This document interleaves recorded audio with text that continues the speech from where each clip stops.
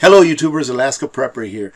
Ladies and gentlemen, today we're just going to have a talk. I'm going to provide you with some statistics and some information that I've gathered, and I'm going to show you how to get that yourself so that you can validate what I'm telling you here today.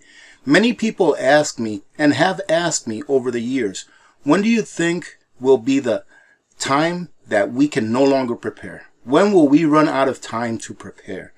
And I've come up with a couple of reasons that I think would be a signal to you and to everyone that your time to prep is over. Now, the first one that I'm going to cover is if we go to war, all right, or if we have a cyber attack that affects our energy grid or that affects our communications and all those things, right? I would say that if we have a cyber attack, it's because we are in a war, because that would be an act of war. So what happens when a country goes to war with another countries or with other countries? Normally, manufacturing pretty much shuts down. So for example, if you have a factory that was making toasters, that factory may have to convert over to making bullets, or it may have to convert over to making artillery rounds or tanks. I believe in World War II, some of the car manufacturing factories had to shut down and retool so that they can make tanks and jeeps and things like that to support the war effort. So for a lot of the things that we now consume on a regular basis, those factories or plants, they would probably be retooling in order to make those things that we need for the war effort. For example, I do believe that it was 3M, I believe it was, during this health crisis, that 3M retooled some of their factories in order to make ventilators. Correct me if I'm wrong with that on the chats, but I do believe that it was 3M that did that.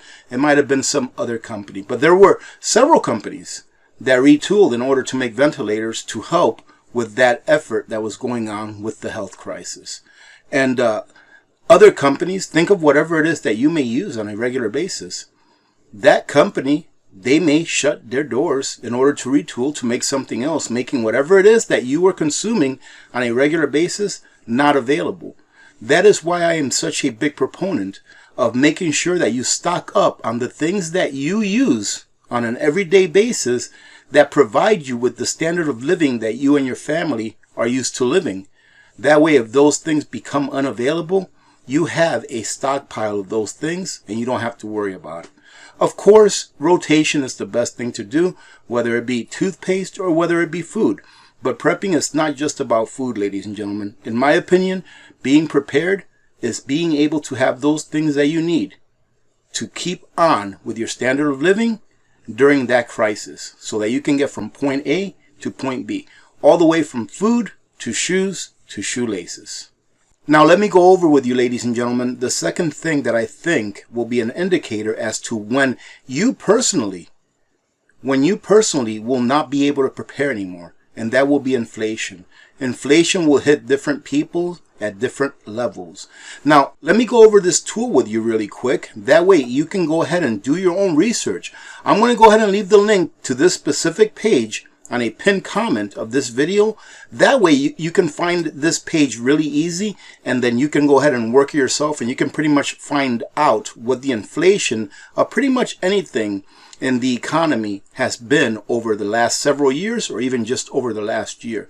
I went ahead and I charted out, or I priced out, what the inflation has been for a lot of things that we need to live on a regular basis. And I went ahead and made a list of them, but I wanted to show you how to work this tool. So for example, this is what everyone's talking about nowadays, the average price of gasoline.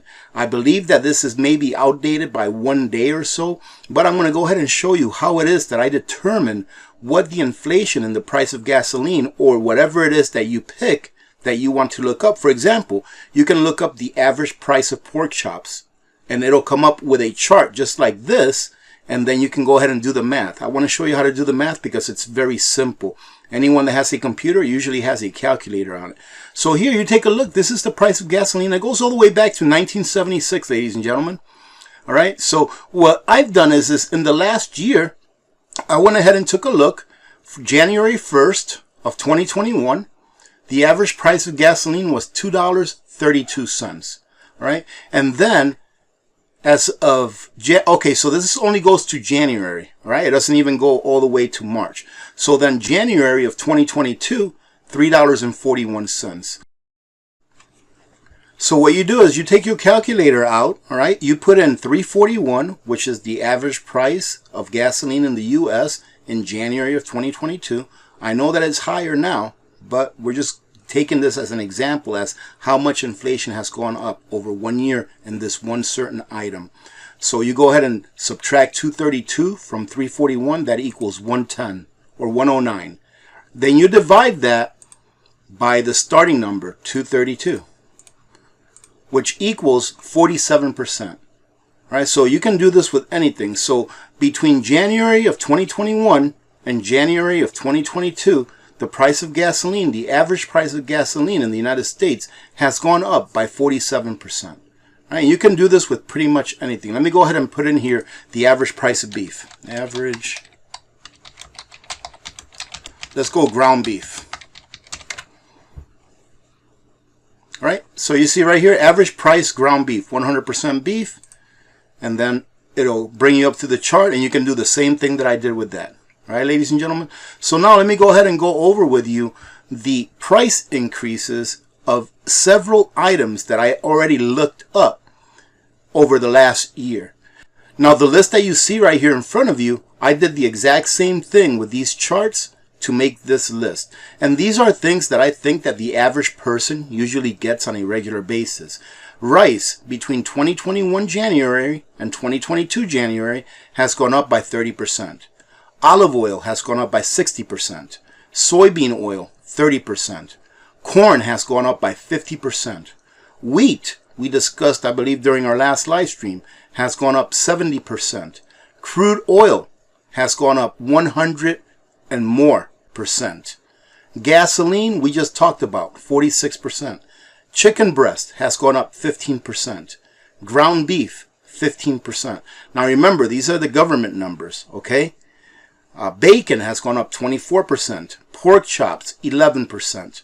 A house, the price of a house has gone up by 14%, ladies and gentlemen. That's a house. Electricity has gone up by 8%. Propane and kerosene has gone up by 10%. And like I say again, to me, these numbers seem low. However, these are the numbers that are reported by the Federal Reserve. Heating oil, up 29%. Eventually, ladies and gentlemen, as things keep progressing to the downside, things are going to get more expensive. And you will eventually be priced out of goods. So the second thing that I think that will keep people from prepping, that will make it too late for people to begin to prep, is the price of goods going up. Right now, it's too late for a lot of people, not only in the United States, but around the world, to even think about beginning to prep, because they are just hanging on by a thread. All right, they're just hanging on to be able to provide a roof over their family's head and food for their family and children to eat. So it's already too late for some people. But what happens when rice is 100%? Will you be able to prep rice? What happens when olive oil goes up to 200%? What about with soybean oil goes up to 150%? Or corn goes up to 150%? Or wheat triples to 200%? And oil goes up to $200 a barrel, making it 200% or 300% increase. When gasoline goes up to $8 to $10 a gallon, which has been predicted by some economists already, that we're going to see $8 to $10 gasoline. Are you going to be able to prep, ladies and gentlemen? I've been saying for a long time that we need to prep as much as we can now, while we can still afford it before we are priced out of the market. There may come a day when I'm priced out of the market because I just can't afford to get this or that or whatever it is that I'm looking for. That is why I prep now. That is why you see me do payday preps and I get a whole bunch of stuff that you're like, man, you may never need that. Maybe. But what if I do? I'd rather have that item stored away somewhere than take the chance that it won't be available because it's so overly priced due to inflation that even the wholesalers can't afford to get them. See, ladies and gentlemen, even if you have a lot of money, the question really is, will you be able to afford it? Number one. And if you will be able to afford it, will it be available for you to get?